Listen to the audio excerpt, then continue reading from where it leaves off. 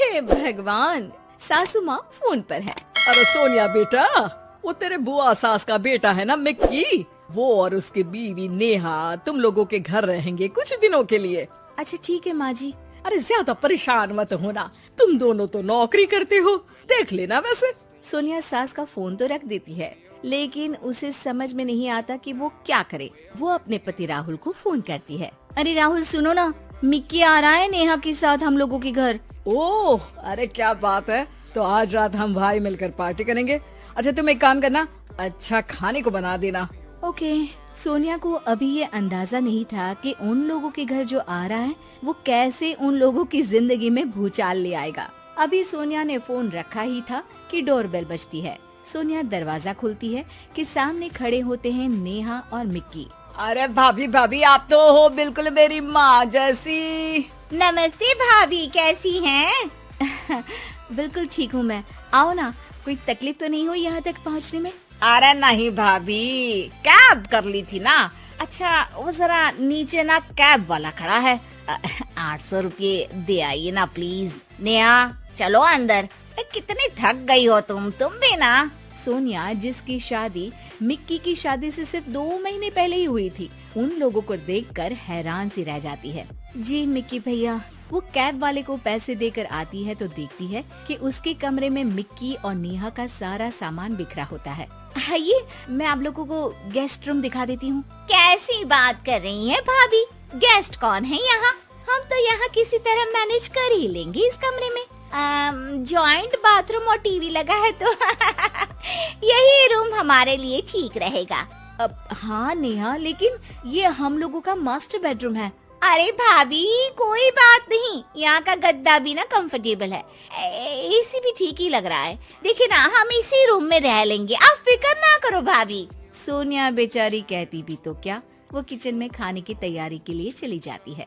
शाम को सोनिया का पति आता है। ओए होए भाई, क्या बात है, शादी के बाद तो तुम बिल्कुल चेंज लग रहे हो।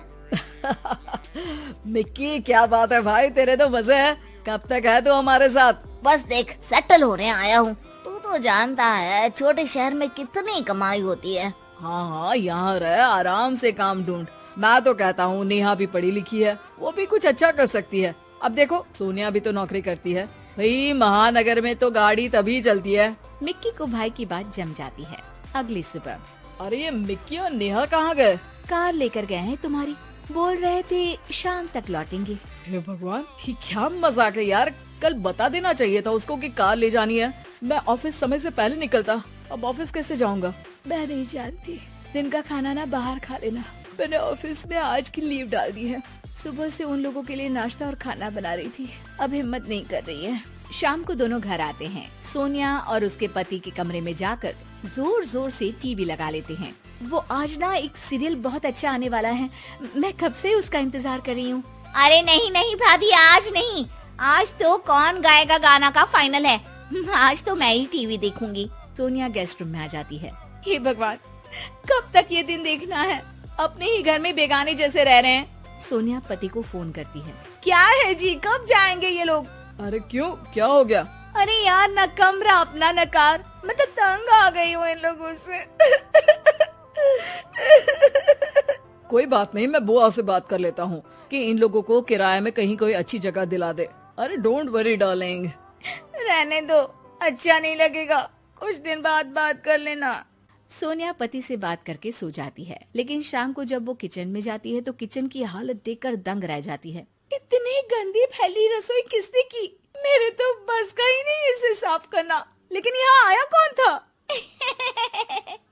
मैं आई थी भाभी, वो मिक्की को ना केक खाने का मन था तो वही बनाया था। केक इतना टेस्टी था, इतना टेस्टी, क्या बताऊं आपको।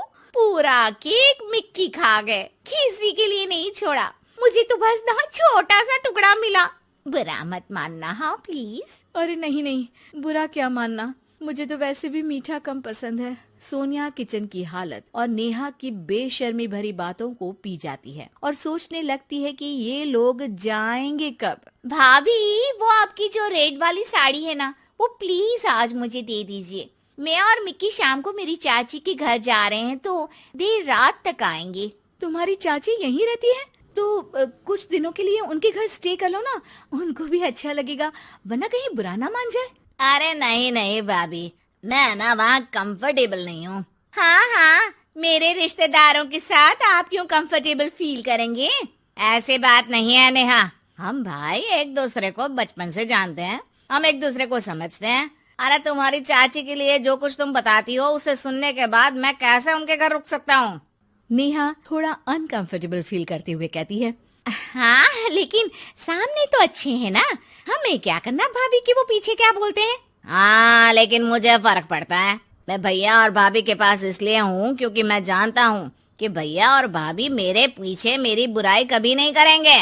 ये बोलकर दोनों वहाँ से निकल जाते हैं। सोनिया उन लोगों के जाने के बाद अपना कमरा साफ करती है। अपना जरूरी सामान तो गेस्ट रूम में ले जाऊं। उसे पति की पुरानी फाइल मिलती है। सोनिया उसे खोलकर देखती है। अरे ये क्या, मिक्की भैया इन्हें हर महीने पैसे क्यों भेजते थे? वो पति को फोन लगाती है। सुनिए, ये मिक्की भैया आपको कॉलेज के समय में पैसे क्यों दिया करते थे?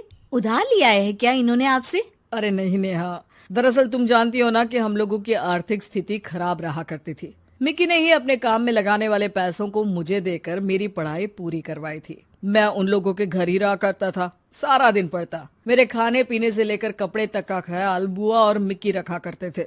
मैंने न जाने उन लोगों के बारे में क्या क्या सोच लिया। एक वक्त जब उन लोगों ने आपके लिए सब कुछ लगा दिया, आज हम लोगों की बारी आई तो हम इतना सोच रहे हैं। अच्छा है कि तुमने खुद ही इस बात को रियलाइज कर लिया।